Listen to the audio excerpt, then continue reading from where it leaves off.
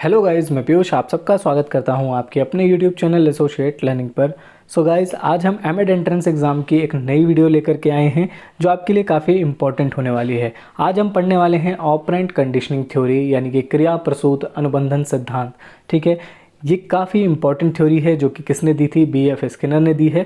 काफ़ी important theory है, आपके एग्ज़ाम में बहुत सारे क्वेश्चन इससे पूछे गए हैं। तो चलिए वीडियो को स्टार्ट करते हैं और पूरी थ्योरी को अच्छे से समझते हैं। इससे पहले कि हम थ्योरी को स्टार्ट करें, अगर अभी तक आपने हमारे यूट्यूब चैनल को सब्सक्राइब नहीं किया है तो सब्सक्राइब कर लीजिए, अपने दोस्तों के साथ शेयर कीजिए, साथ ही साथ टेलीग्राम चैनल को ज्वाइन कर लीजिए जहां आपको पीडीएफ्स मिलती हैं। और अगर आप चाहते हैं एमएड एंट्रेंस एग्ज़ाम का जो व्हाट्सएप ग्रुप है उसमें आपको शामिल किया जाए तो आप मुझे इस नंबर पर मैसेज कर सकते हैं, तो आपको ग्रुप में ऐड कर दिया जाएगा। तो चलिए अब हम स्टार्ट करते हैं अपनी थ्योरी के साथ में। तो क्रिया प्रसूत अनुबंधन सिद्धांत यानी कि operant conditioning theory. Operant conditioning theory की आज हम बात करने वाले हैं। ये किसके द्वारा दी गई है, बीएफ स्किनर के द्वारा दिया गया है इसको। यहाँ पर आपको दो चीज़ें याद रखनी है कि कंडीशनिंग थ्योरी दो हैं, एक है ऑपरेंट कंडीशनिंग और एक है क्लासिकल कंडीशनिंग। ठीक है, तो क्लासिकल कंडीशनिंग भी है और ऑपरेंट कंडीशनिंग भी है। क्लासिकल कंडीशनिंग जो थ्योरी है वो किसने दी है, वो दी है हमारी पावलो ने। ठीक, तो क्लासिकल कंडीशनिंग किसने दी है, तो क्लासिकल कंडीशनिंग थ्योरी दी है पावलो ने। जबकि ऑपरेंट कंडीशनिंग थ्योरी किसने दी है, तो ये दी है हमारे बीएफ स्किनर ने। तो चलिए अब हम इस पूरी थ्योरी को स्टार्ट करते हैं और देखते हैं कि क्या क्या इस थ्योरी में कहा गया है। पहला पॉइंट है हमारा, इस सिद्धांत का प्रतिपादन अमेरिका के हार्वर्ड विश्वविद्यालय के प्रोफेसर बीएफ स्किनर द्वारा किया गया। यानी ये जो थ्योरी है वो किसने दी थी, बीएफ स्किनर ने दी थी। और बीएफ स्किनर कहाँ के थे, अमेरिका की हार्वर्ड यूनिवर्सिटी के प्रोफेसर थे। ठीक है, तो ये आपको याद रखना है, बीएफ स्किनर कहाँ के प्रोफेसर थे, तो अमेरिका की हार्वर्ड यूनिवर्सिटी के प्रोफेसर थे और इन्होंने ही अपनी थ्योरी दी थी जिसका नाम रखा गया था ऑपरेंट कंडीशनिंग थ्योरी। ठीक है, इस सिद्धांत का प्रतिपादन प्रोफेसर बीएफ स्किनर ने 1938 में किया था। ये जो थ्योरी थी इन्होंने कब दी थी, 1938 में दी थी।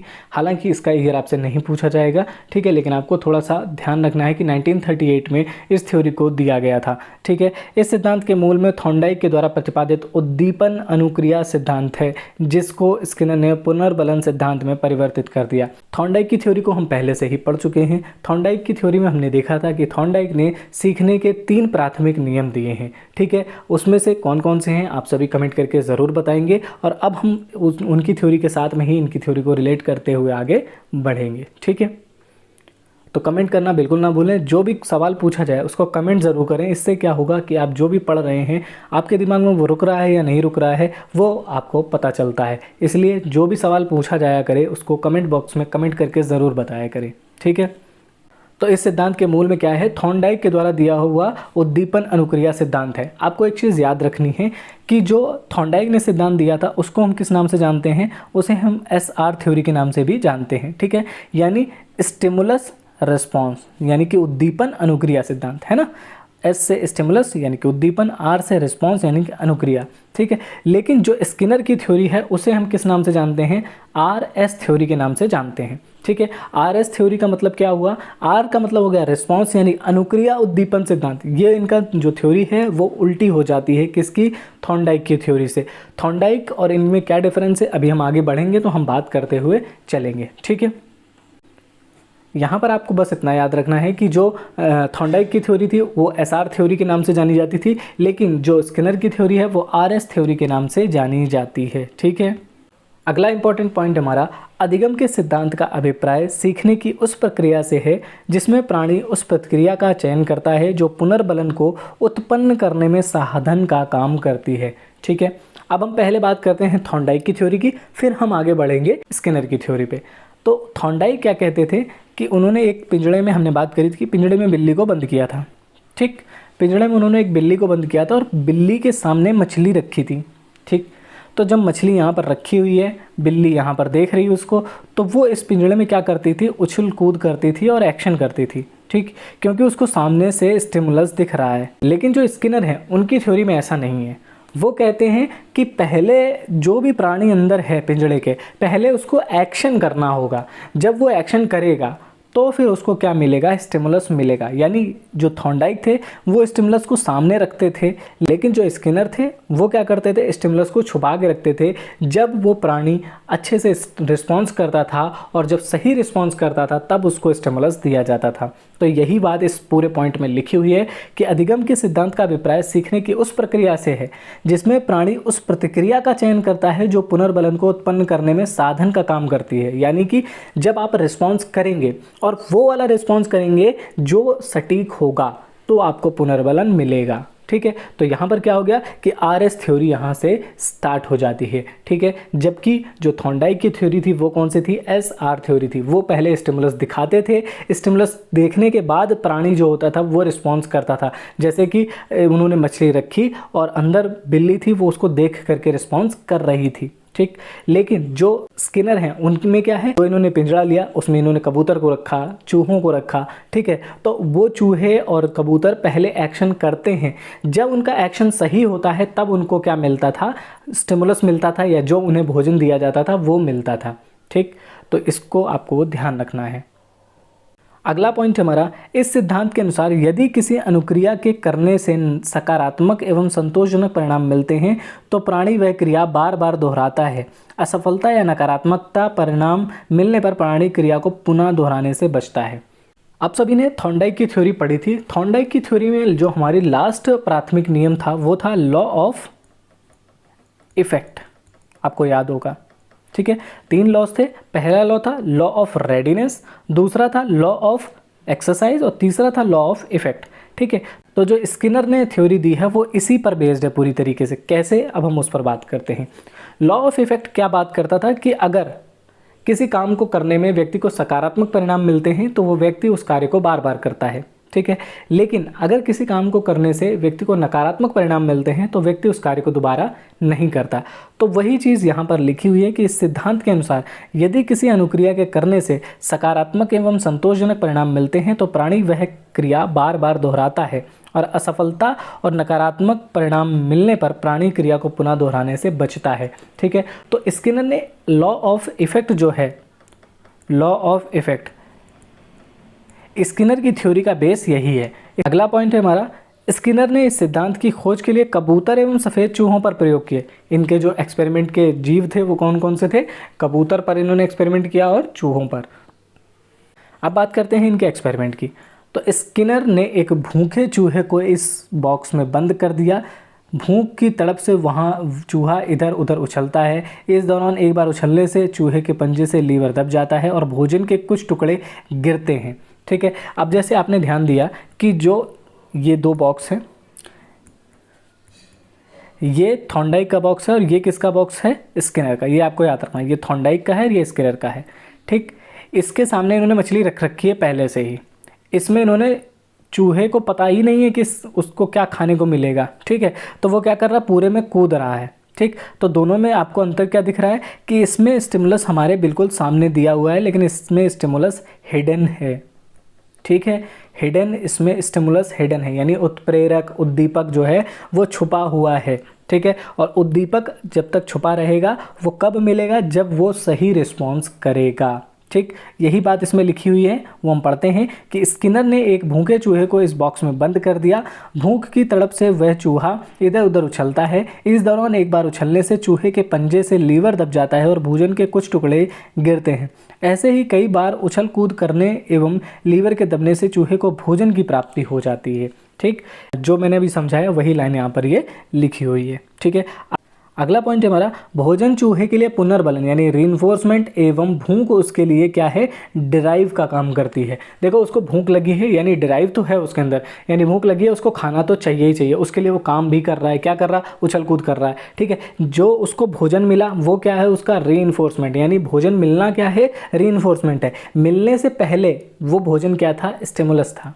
ठीक, ये आपको याद रखना है कि भूख क्या है वो उसके लिए डिराइव है, ये आपको याद रखना है, इससे क्वेश्चन बन सकता है। ठीक है, और जो भोजन है वो क्या है, रीइंफोर्समेंट है। दोनों चीज़ें आपको ध्यान रखनी है। ठीक, क्रिया प्रसूत अनुकूलन सिद्धांत की विशेषताएं यानी करेक्टरिस्टिक्स अब हम देखेंगे ऑपरेंट कंडीशनिंग थ्योरी की। यह सिद्धांत क्रिया के परिणाम को महत्व देता है, यानी कि जब आप क्रिया करेंगे उसके बाद ही क्या होगा, परिणाम उसका मिलेगा। जैसे अगर आप अच्छे से पढ़ाई करेंगे तो आपको रिजल्ट देखने को मिलेगा।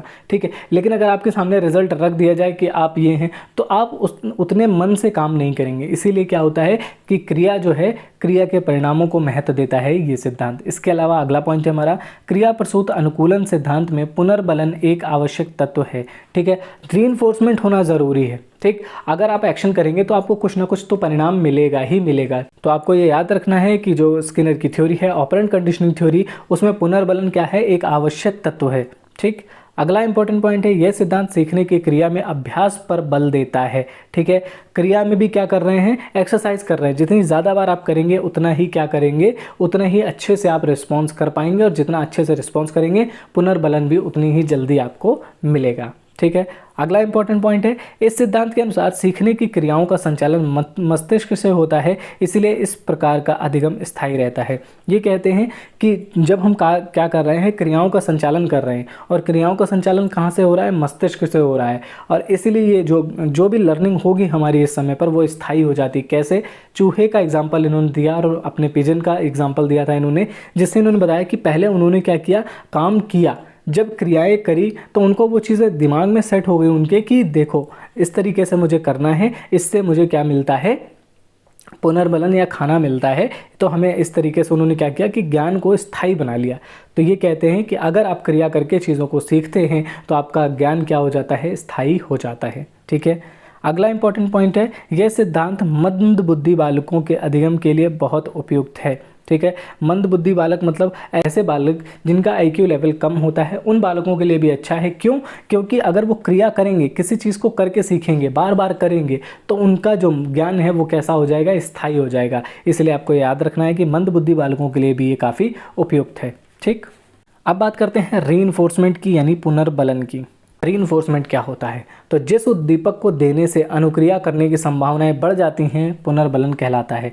यानी एक ऐसा स्टिमुलस, उद्दीपक है ना, उद्दीपक का मतलब क्या होता है, स्टिमुलस, एक ऐसा स्टिमुलस जिसे देने से रिस्पॉन्स करने की संभावनाएं बढ़ जाती हैं। यानी जैसे क्या हो कि अगर कोई छोटा बच्चा है, हम उससे कहें कि ये लो बिस्किट और डांस करके दिखाओ, तो वो डांस करके दिखाएगा, तो ये उसके लिए क्या हो गया, रीइंफोर्समेंट हो गया। ठीक है, जैसे हम कहते हैं ना कि अगर तुम क्लास में फर्स्ट आए तो हम तुम्हें साइकिल देंगे, तो ये क्या है, ये एक तरीके का रीइंफोर्समेंट है जो उसको रिस्पॉन्स करने की क्षमताओं को, संभावनाओं को बढ़ा देता है। ठीक है, पुनर्बलन एक ऐसा उद्दीपक होता है जिसको जिसकी देने से क्या होता है, अनुक्रिया की संभावनाएं बढ़ जाती हैं, वही क्या कहलाता है, पुनर्बलन कहलाता है। ठीक है, उदाहरण, पेपर पास करने पर माता पिता द्वारा साइकिल या मोबाइल लैपटॉप देना, ये क्या है, ये भी एक तरीके का पुनर्बलन है। ठीक, अब जो स्किनर ने सिद्धांत दिया है उसके बेसिस पर कुछ चीज़ें निकल करके आती हैं, अब हम उस पर बात करते हैं। सबसे पहले आता है शेपिंग, यानी कि आकार देना। आकार देना व्यवहार का क्रमिक सन्निकटन है। स्किनर का तर्क है कि क्रिया प्रसूत अनुबंधन के सिद्धांत का उपयोग अत्यंत जटिल व्यवहार का उत्पादन करने के लिए किया जा सकता है। यदि पुरस्कार और दंड एक तरफ से दिए जाते हैं कि किसी जीव को हर बार वांछित व्यवहार के करीब और करीब ले जाने के लिए प्रोत्साहित किया जा सकता है। उदाहरण के लिए, हर हफ्ते धीरे धीरे आपके द्वारा धूम्रपान की जाने वाली सिगरेट की संख्या कम करने के धूम्रपान छोड़ना। जैसे शेपिंग का अर्थ क्या है, हम सिंपल सी लैंग्वेज में समझते हैं, ये जो लिखा हुआ है इसको आप मत पढ़िए। शेपिंग का अर्थ है, जैसे मान लीजिए आज आप 10 सिगरेट पीते हैं और आप चाहते हैं एक सिगरेट को छोड़ना। ठीक है, आप 10 सिगरेट पीते हैं और उसे आप छोड़ना चाहते हैं, तो आप क्या करेंगे कि पहले हफ्ते 1 सिगरेट कम करेंगे, जिससे क्या होगा, धीरे धीरे वो आपकी हैबिट में आ जाएगा। ठीक, यानी इसको हम, शेपिंग को हम हैबिट फॉर्मेशन भी कह सकते हैं। ठीक, आकार देना, तो अब सबसे पहले क्या किया, आपने 10 सिगरेट पीते हैं, आपने क्या किया, 1 सिगरेट कम करी और 9 सिगरेट पीते रहे आप पूरे 1 महीने तक। ठीक, 1 महीने तक आते आते आपकी 9 सिगरेट की आदत बची, 10 जो 1 सिगरेट एक्स्ट्रा थी वो छूट गई। फिर आपने क्या किया, फिर 1 सिगरेट और कम कर दी, 8 हो गई। फिर वो 1 महीने तक आपने उसको फॉलो किया। ठीक, धीरे धीरे क्या हुआ कि 8 सिगरेट की आदत पड़ गई, 9 की छूट गई। ठीक, फिर और आगे बढ़े तो 1 सिगरेट और कम कर दी। ऐसे करते करते आप देखेंगे कि 1-1.5 साल के अंदर अंदर आपकी सारी सिगरेट छूट जाएंगी, और इसी को कहते हैं शेपिंग। ठीक है, यानी जो भी आप परिणाम चाहते हैं उसके लिए क्या करेंगे, आप क्रिया करेंगे, और वो भी ऐसे क्रिया नहीं करेंगे कि आपने एकदम से कहा कि आप छोड़ देते हैं पूरी तरीके से, लेकिन नहीं, ऐसे नहीं, क्योंकि इससे क्या होता है, इससे आपकी बॉडी पर नेगेटिव इम्पैक्ट पड़ते हैं। ठीक है, लेकिन अगर आप उसको धीरे धीरे कम करते हुए आगे बढ़ते हैं तो आपका कार्य भी हो जाएगा और आप प्रभावित भी नहीं होंगे। यहाँ पर एक चीज़ लिखी हुई है कि इस प्रयोग इसका किस में किया जाता है, अत्यंत जटिल व्यवहार का उत्पादन करने के लिए किया जा सकता है। यानी जो जटिल, क्योंकि सिगरेट छोड़ना बहुत मुश्किल काम है, तो शेपिंग के थ्रू हम इसको धीरे धीरे कम कर सकते हैं और हर बार वांछित व्यवहार के करीब और करीब ले जाने के लिए प्रोत्साहित किया जा सके। देख रहे हैं क्या हो रहा है कि हम चाहते हैं कि सिगरेट छोड़ दें, लेकिन हम एक साथ नहीं छोड़ सकते। लेकिन हमने क्या किया, धीरे धीरे धीरे धीरे प्रैक्टिस की, यानी क्रिया की हमने क्या कि एक सिगरेट कम कर दी और फिर बाकी पीते रहे, ठीक है, फिर एक और कम कर दी बाकी पीते रहे, फिर एक और कम कर दी बाकी पीते रहे। तो धीरे धीरे करके हमने देखा कि 10 में से हम 2 तक पहुंच गए, फिर 2 से हम 0 तक आ गए। तो हमारा व्यवहार कैसा है, वांछित व्यवहार है, यानी हम ये व्यवहार चाहते थे और इसके लिए हमने पुरस्कार और दंड के स्वरूप में क्या किया कि बाकी काम तो करते रहे, एक आधी चीज़ें कम करते हुए आगे बढ़े। तो ये क्या कहलाती है, शेपिंग कहलाती है। ठीक, तो ये आपको याद रखना है। अगला कॉन्सेप्ट आ जाता है हमारा चेनिंग या श्रृंखलन। ठीक है, श्रृंखलन एक ऐसी पद्धति है जिसमें उपकौशलों को एक क्रम में प्रबलित किया जाता है ताकि शिक्षार्थी अधिक जटिल व्यवहार करने में सक्षम हो सके। जैसे क्या होता है कि इसको भी हम डेफिनेशन जो लिखी है उसको छोड़कर अपने एग्जाम्पल से समझेंगे। क्या है चेनिंग का अर्थ क्या होता है, चेनिंग से मतलब होता है कोई बहुत ही जटिल कार्य, कोई बहुत ही जटिल कार्य है, ठीक है, उसे आपको करवाना है बच्चे से। बच्चा है छोटा, वो एक साथ इतना बड़ा जटिल कार्य नहीं कर सकता, तो आपने क्या किया, उसको छोटे छोटे टुकड़ों में बांट दिया, पूरे काम को अलग अलग टुकड़ों में। ठीक, अब जब वो टुकड़े अलग अलग हो गए तो आपने उससे बोला कि पहले ये करो, फिर बोला कि अब ये करो, अब ये करो। जब वो सारे काम धीरे धीरे कर लेता है तो फिर आपने कहा पूरा काम एक साथ करो। तो ये क्या कहलाता है, चेनिंग। जैसे मान लो किसी बच्चे को आप सिखाना चाहते हैं कि वो अपने स्वयं से कपड़े पहने, ठीक, स्वयं से कपड़े पूरे पहने और तैयार होकर के अपना बैग एक लगा करके जाए। तो आप क्या करेंगे, आप उसको ये नहीं कहेंगे कि शुरुआत तैयार हो जाओ पूरा बैग एक सेट कर लो, नहीं, तो आप उसे धीरे धीरे बताएंगे कि बेटा आज शर्ट पहन के दिखाओ, तो वो शर्ट पहन के दिखाएगा। फिर 2-4 दिन तक उसको आप शर्ट पहनाने के लिए बोलते रहिए। फिर धीरे धीरे क्या किया आपने, फिर दूसरा काम दिया कि अब पैंट पहन के दिखाओ, ठीक है, फिर 3-4 दिन तक आप उसको पैंट ही पहनने के लिए बोलते रहे, तो अब उसने शर्ट और पैंट पहनना खुद से सीख लिया। फिर आपने क्या किया, जूते मोजा पहनने बोला कि जूते पहनो अपने मन से, फीते बांधो अपने मन से, धीरे धीरे करके। फिर क्या देखेंगे आप कि कुछ दिनों बाद उसमें काफ़ी सारा परिवर्तन आया, वो शर्ट भी पहनने लगा, पैंट भी पहनने लगा, जूते मोजे भी पहनने लगा और अपना बैग भी खुद ही तैयार करने लगा। तो यही क्या कहलाता है कि एक जटिल कार्य था, उसको पूरा ड्रेसअप होना अपने लिए, लेकिन अब वो क्या करता है, पूरे जटिल कार्य को स्वयं से खुद ही कर लेता है। तो ये क्या कहलाता है, चेनिंग कहलाता है कि पूरे जटिल कार्य को अलग अलग टुकड़ों में तोड़ देना और एक एक टुकड़े को सिखाते हुए बाद में उस सारे काम को जोड़ करके एक सिंगल यूनिट में कन्वर्ट कर देना। तो ये क्या कहलाता है, चेनिंग कहलाता है। ठीक है, अगला इंपॉर्टेंट पॉइंट हमारा टोकन इकोनॉमी, जिसे हम टोकन अर्थव्यवस्था कहते हैं। ठीक है, टोकन अर्थव्यवस्था एक ऐसी प्रणाली है जिसमें लक्षित व्यवहार को टोकन के साथ प्रबलित किया जाता है और बाद में पुरस्कारों के लिए आदान प्रदान किया जाता है। अच्छे व्यवहार को पुरस्कृत करने के लिए एक शिक्षक छोटे बच्चों को स्टार देकर प्राथमिक विद्यालय में टोकन अर्थव्यवस्था का उपयोग करते हैं। जैसे इसको भी हम अपने एग्जाम्पल से समझेंगे, टोकन इकोनॉमी क्या होती है। छोटे बच्चे हैं, आपने उनसे कहा कि अगर आप डेली स्कूल आओगे तो हर दिन आपको क्या मिलेगा, 1 स्टार मिलेगा। ठीक, जितने दिन आप स्कूल आओगे उतने स्टार आपको मिलेंगे। जैसे मान लो आज मंडे है, ट्यूसडे है, वेंसडे है, थर्सडे है, फ्राइडे है, सैटरडे। ठीक, अगर आप मंडे को आओगे तो 1 स्टार मिलेगा, ट्यूसडे को आओगे तो 1 स्टार मिलेगा, वेंसडे को आओगे तो 1 स्टार मिलेगा, थर्सडे को आओगे तो 1 स्टार मिलेगा, फ्राइडे को आओगे तो 1 स्टार मिलेगा और सैटरडे को आओगे तो 1 स्टार मिलेगा। ठीक, आपने बच्चों से ये कहा। ठीक, अब कुछ बच्चे हैं वो डेली आ रहे हैं। ठीक, जब उनके 10 स्टार हो गए तो आपने कहा कि जब आपके 10 स्टार हो जाएंगे तो आपको क्या मिलेगा, एक स्माइली मिलेगा। ठीक, जब आपके 10 स्टार हो जाएंगे तब आपको एक स्माइली मिलेगा। फिर आप स्टार कलेक्ट करोगे, फिर 10 हो जाएंगे तब फिर आपको स्माइली मिलेगा। और जब पूरा साल ख़त्म हो जाएगा तो जितने भी स्माइली होंगे और आपके पास जितने ज़्यादा स्माइली होंगे उतना ही बड़ा आपको क्या मिलेगा, गिफ्ट मिलेगा। तो क्या हुआ, क्योंकि बच्चों को डेली कुछ ना कुछ मिल रहा है, इस खुशी में बच्चे काम को लगातार करते हैं। इसके बजाय कि आप कहेंगे कि ऐसा है कि अगर तुम डेली आओगे तो साल जब ख़त्म होगा सेशन तो हम तुमको क्या देंगे, एक साइकिल देंगे।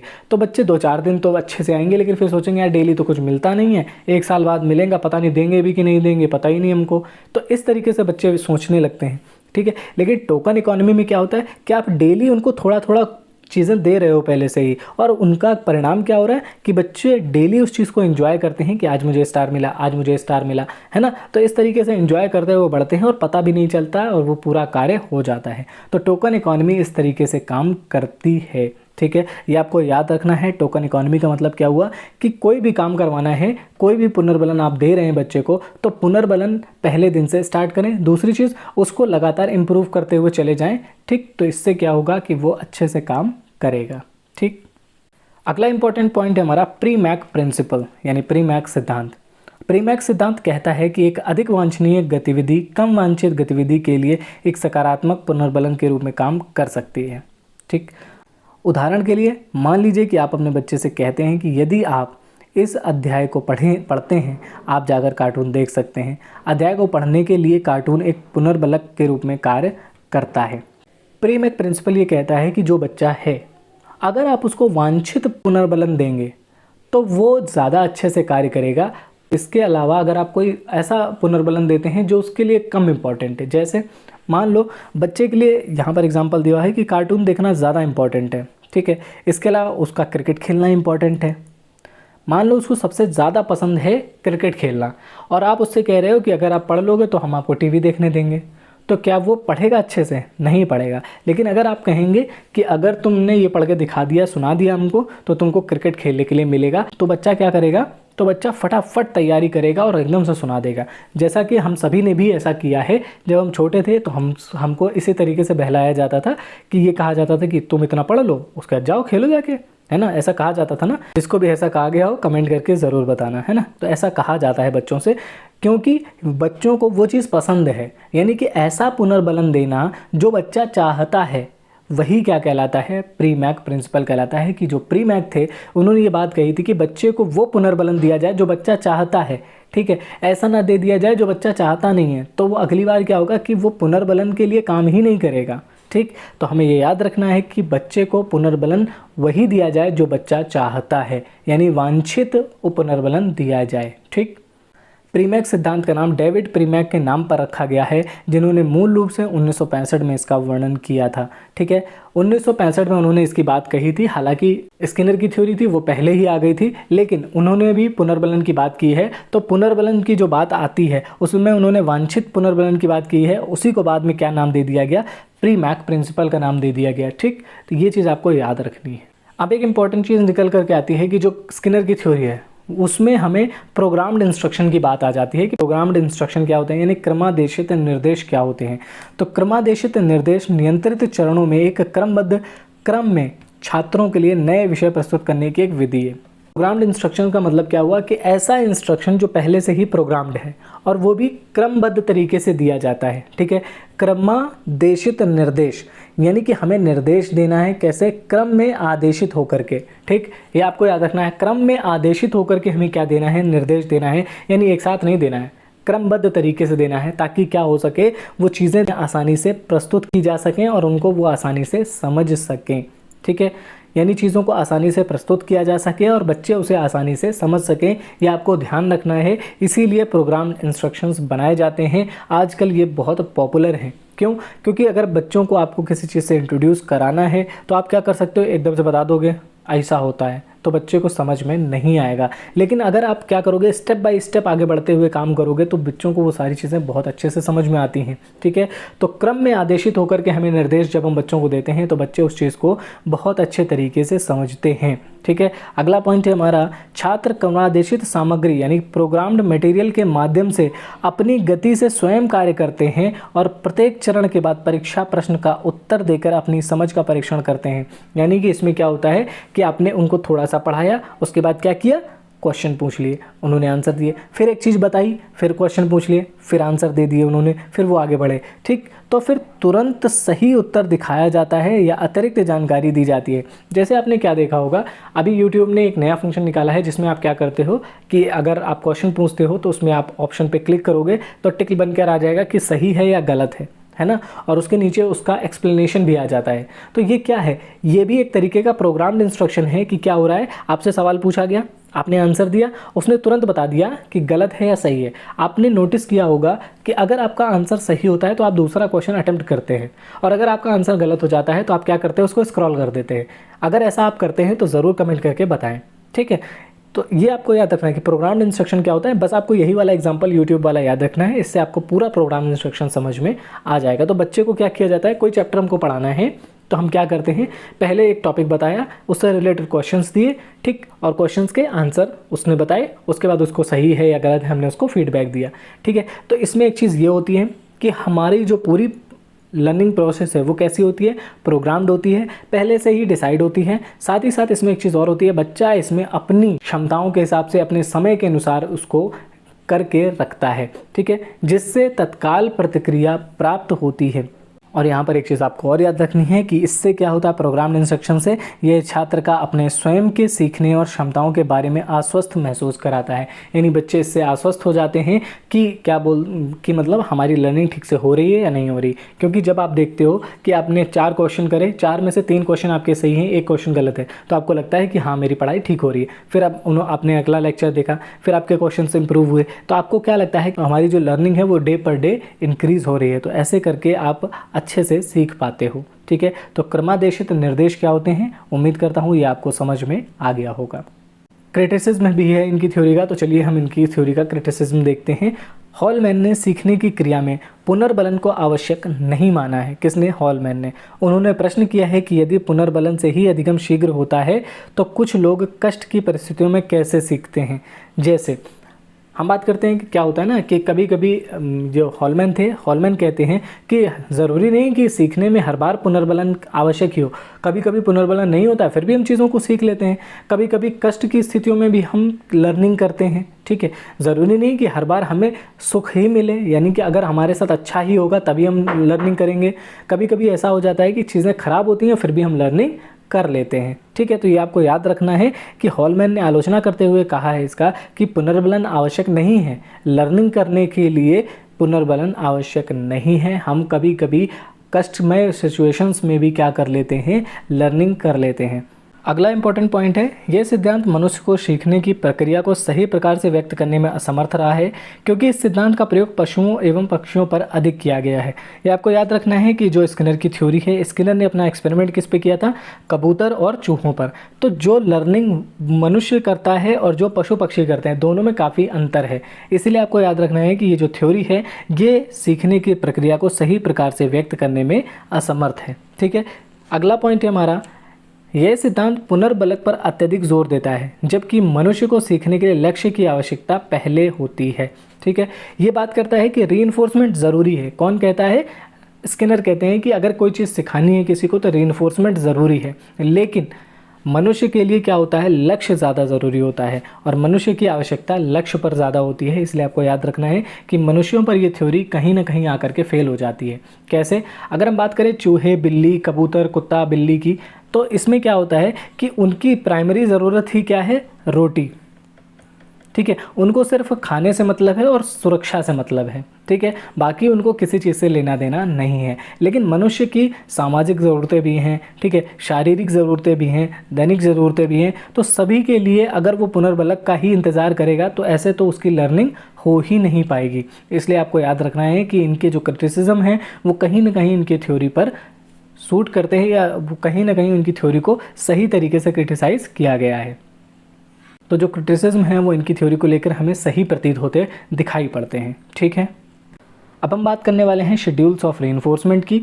स्किनर ने अपनी थ्योरी में शेड्यूल्स ऑफ रीइंफोर्समेंट भी दिए हैं, ठीक है। तो इनकी थ्योरी हमने पहले ही बात करी है। इनकी थ्योरी का बेस क्या है? तो इनकी थ्योरी का बेस है लॉ ऑफ इफेक्ट, जो किसका है, जो है थॉर्नडाइक का, ठीक है। सीखने के जो प्राथमिक नियम थे उसमें से जो अंतिम नियम है जिसे हम प्रभाव का नियम कहते हैं, उसी प्रभाव के नियम पर यह पूरी थ्योरी आधारित है। प्रभाव की थ्योरी कहती क्या है? तो प्रभाव की थ्योरी ये कहती है कि अगर हम कोई कार्य करते हैं और उसका हम पर सकारात्मक प्रभाव पड़ता है तो उस कार्य को हम दोबारा करने के इच्छुक होते हैं। लेकिन अगर कोई काम हम करते हैं और उसका नकारात्मक प्रभाव हम पर पड़ता है तो उस कार्य को हम दोबारा करने से बचते हैं, ठीक है। तो ये आपको याद रखना है, ठीक।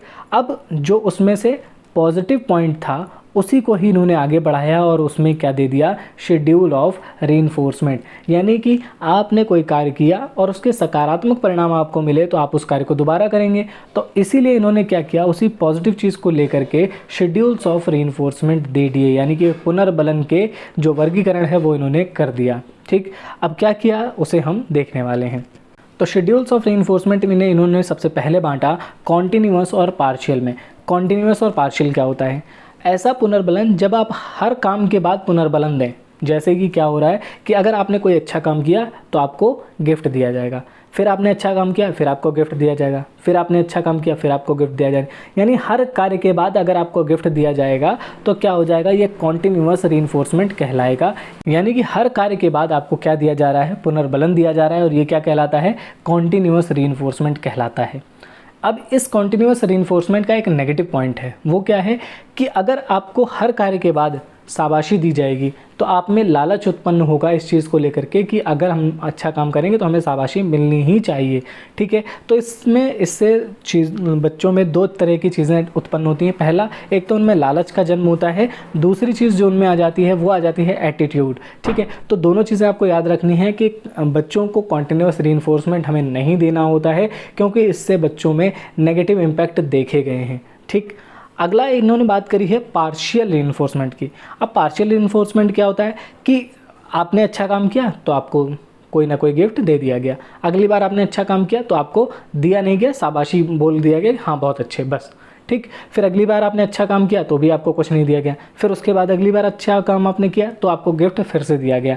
यानी यहाँ पर क्या हो रहा है कि आपको गिफ्ट तो दिया जा रहा है लेकिन उसकी रेगुलरिटी नहीं है, रेगुलर वेज पर नहीं दिया जा रहा है, कभी दे रहे हैं, कभी मन कर रहा है तो नहीं दे रहे हैं, ठीक है। तो यहाँ पर क्या हो जाता है, ये अच्छा माना जाता है। क्यों? क्योंकि इसमें बच्चे उत्सुक रहते हैं कि शायद अगली बार हमें अच्छा कुछ मिलेगा, शायद अगली बार हमें गिफ्ट मिलेगा, है ना। तो ये चीज़ रखी जाती है। तो ये बात आपको याद रखनी है कि पार्शियल रीइंफोर्समेंट हमेशा बढ़िया होता है, ठीक। इसीलिए पार्शियल को अब डिवाइड किया गया है, कैसा, इंटरवल में और रेशियो में, ठीक।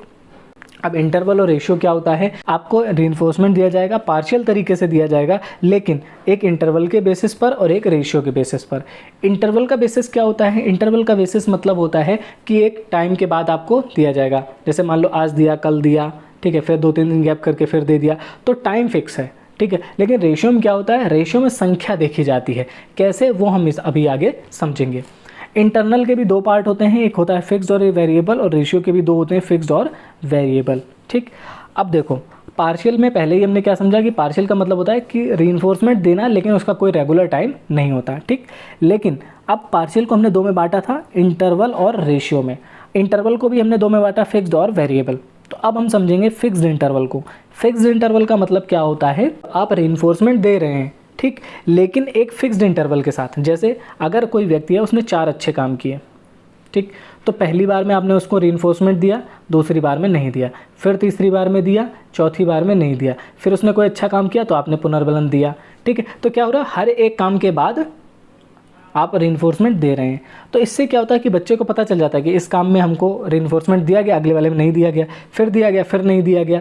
तो वो क्या करेगा, जिस काम में रीइंफोर्समेंट उसको दिया जाएगा, यानी पुनर्बलन जिस काम में उसको दिया जाएगा उस काम को तो वो अच्छे से करेगा, और जिसमें उसको पुनर्बलन नहीं दिया जाएगा उसको तो वो निपटा देगा केवल। तो ये आपको याद रखना है कि कभी भी कॉन्टिन्यूअस तरीके से, यानी कि फिक्स्ड इंटरवल में हमें वो नहीं देना है, पुनर्बलन नहीं देना है, ठीक।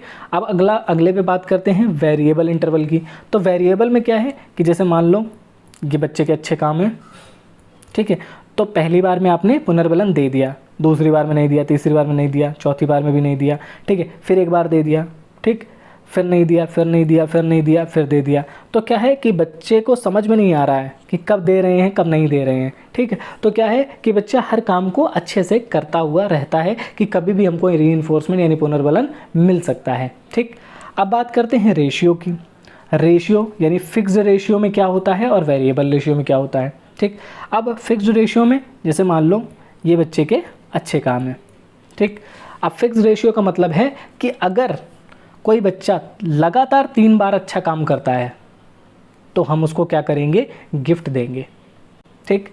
तो इससे क्या होता है कि बच्चों में ये चीज़ भी फिक्स हो जाती है कि लगातार 3 काम अच्छे करोगे तो मिलेंगे, 3 काम अच्छे नहीं करोगे तो नहीं मिलेंगे। तो ये चीज़ हमें फिक्स नहीं करनी है कि कितने अच्छे काम करने पर हमें पुनर्बलन मिलना है, ठीक है। इसीलिए जो वेरिएबल होता है वो सबसे बेस्ट होता है, वेरिएबल रेशियो, कि आप हो सकता है 2 काम अच्छे कर लो तो आपको मिल जाए, हो सकता है आप 5 काम अच्छे करो तब आपको पुनर्बलन मिले। तो पुनर्बलन का कोई फिक्स क्राइटेरिया इसमें नहीं होता है, जब पुनर्बलन देने वाले की इच्छा होती है वो उस समय दे देता है, ठीक है। तो आपको याद रखना है सबसे बेस्ट रीइंफोर्समेंट का तरीका कौन सा होता है, तो वेरिएबल रेशियो सबसे अच्छा होता है। ऑप्शन ये आपको याद रखना है कि रीइंफोर्समेंट का जो सबसे बेस्ट तरीका होता है वो कौन सा रीइंफोर्समेंट होता है, तो वेरिएबल रेशियो जो होता है वो बेस्ट है रीइंफोर्समेंट में, ठीक है। यानी बेस्ट रीइंफोर्समेंट कौन सा है, वेरिएबल रेशियो, ठीक। और सबसे बेकार यानी घटिया टाइप का कौन सा है, तो वो है फिक्स्ड इंटरवल। इसमें सब पहले से बच्चे को पता होता है कि इस बार मिला है, अगली बार नहीं मिलेगा, फिर मिलेगा,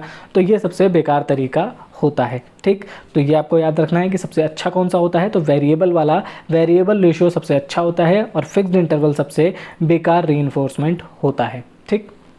एक पॉइंट पर और बात करते हैं, उसके बाद पूरे वीडियो को समाप्त करते हैं।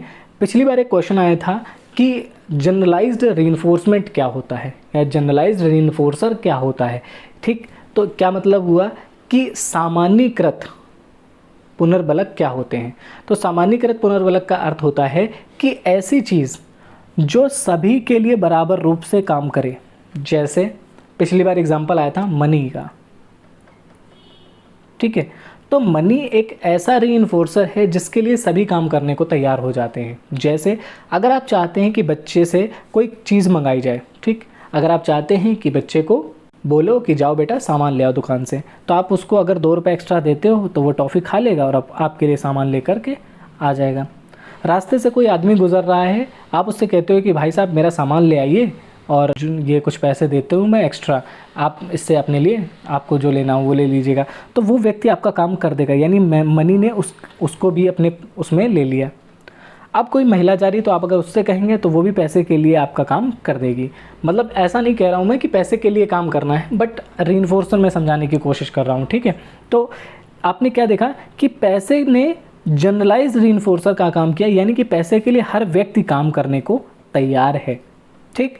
तो आपको ये याद रखना है कि जो पैसा होता है वो कैसा होता है, पैसा जो होता है वो एक जनरलाइज्ड रीइंफोर्सर होता है, ठीक। अब जब भी आपके पेपर में जनरलाइज्ड रीइंफोर्सर का क्वेश्चन आएगा तो आपको बस एक चीज़ याद रखनी है कि जो चीज़ सभी के लिए काम कर जाए, यानी कि जो छोटे बच्चे भी उसी के लिए काम कर लें, बड़ा आदमी भी उस चीज़ के लिए काम कर ले, ठीक है, बूढ़ा आदमी भी उसके लिए काम कर ले, औरत भी उसके लिए काम कर ले, ठीक है, हर व्यक्ति जिस चीज़ के लिए काम कर ले वो क्या हो जाता है, जनरलाइज्ड रीइंफोर्सर हो जाता है, यानी कि सामान्यीकृत पुनर्बलन हो जाता है, ठीक।